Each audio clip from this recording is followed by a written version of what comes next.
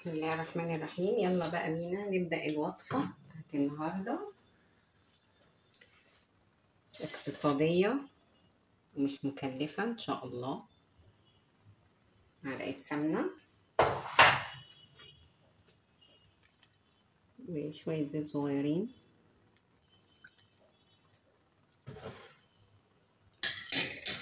تمام كده. وننزل بقى ببصلاية صغيرة،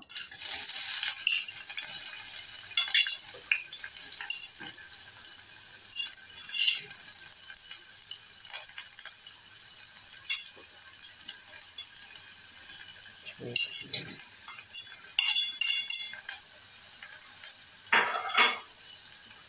نقلب بقى كده. احنا هنعمل ايه؟ طبعا الرز، هنعمل الرز الأول. تمام.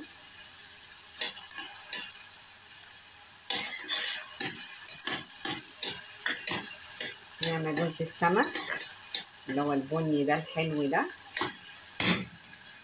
عشان بقى نخليه يكرمل. نعمل ايه؟ نديله رشة سكر، يعني حوالي معلقة صغننة خالص كده.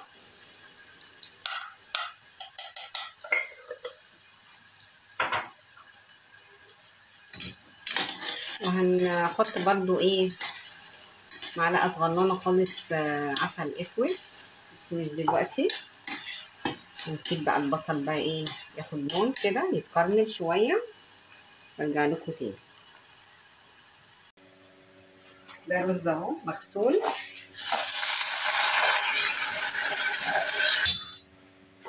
بصوا الجمال. ممكن بقى ايه نحط بقى ايه، يعني مش هزود. بصوا شايفين نقطة بس. بسم الله. تمام كده. تمام. هننزل بقى ايه بالمية. بسم الله الرحمن الرحيم.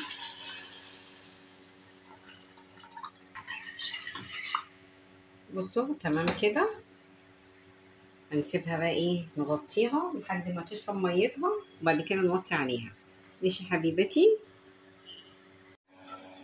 هنا بقى السمك هنعمله بقى في الدقيق عشان نحمره. انا كنت متبلاه، طلعه من التلاجة، تبلته توم وكمون وملح فلفل. تمام. حطه بقى في الدقيق كده اهو. بسم الله الرحمن الرحيم. اللهم صل وسلم وبارك على نبينا محمد.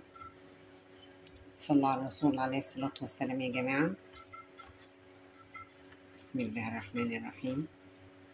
نعمل من جوه برضو كده رشة كده.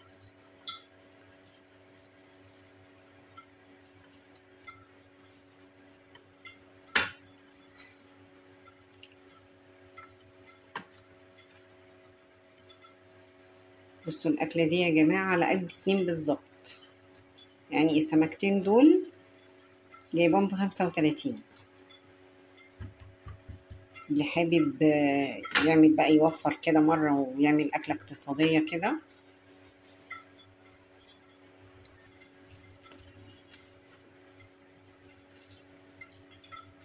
نفضها من الدقيق كده. ماشي. نعمل بقى ايه زي بتوع المحلات، نسقطها في المية. بس انا مش هسقطها في المية، انا هبخ عليها كده ايه. تمام.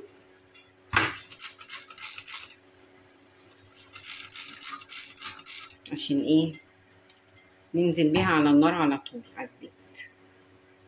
بصوا بقى هنا مكان الدقيق والسمك والحروسة نجيب بقى ايه عصرة ليمونة كده، كنت حطاها في الصابون بتاع المواعين. ماشي.